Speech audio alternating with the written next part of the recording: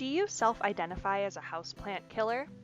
Does the idea of a high-maintenance plant send shivers down your spine, yet you still want to begin an indoor jungle?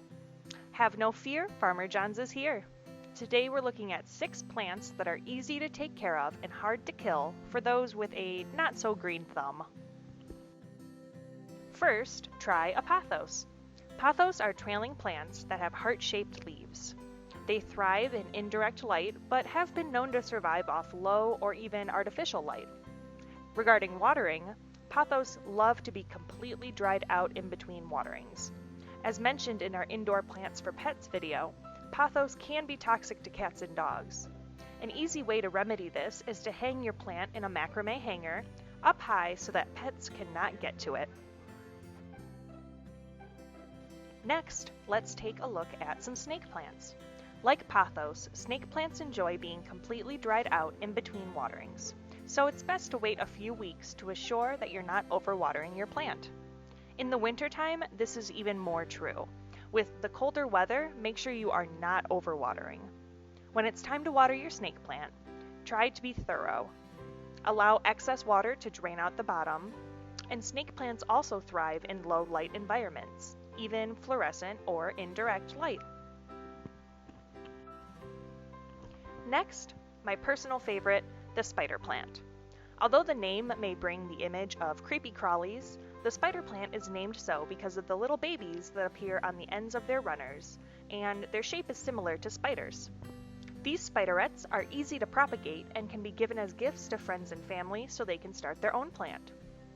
Spider plants love being pot-bound and snuggled tight. For light, the best areas for spider plants have bright indirect light. These babies can also survive on very little watering, as too much can waterlog the roots. A summertime staple, the aloe plant is primarily known for its gooey inside used to make a sunburn-soothing gel.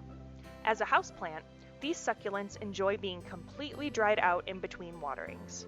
When you do water, make sure you provide a nice long drink. The most common reason for dead aloe plants is overwatering. Bright, indirect light is also needed for the aloe to thrive. We suggest keeping it in a sunny window area. If you're looking to bring positive energy, good luck, and possibly increase your finances, try incorporating a jade plant in your indoor garden. Like many of the plants we've mentioned, the jade plant enjoys a nice dry out in between waterings. You may see the small leaves begin to shrink and become smaller, and that's when you know your plant is thirsty. Again, provide your jade plant with a long and thorough watering session, allowing all of the water to drain out the bottom.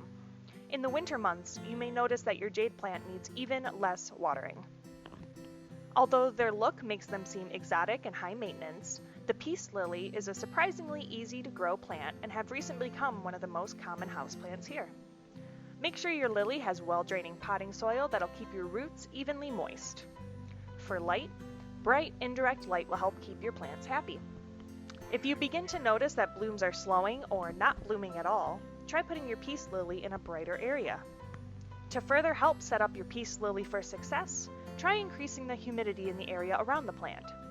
This can be done with either a humidifier or by putting your plant on a pebble-lined tray filled with water. Any further questions regarding easy to take care of houseplants? You can always come to Farmer John's greenhouse and one of our lovely associates would be willing to help you out. Thank you guys so much and have a great day.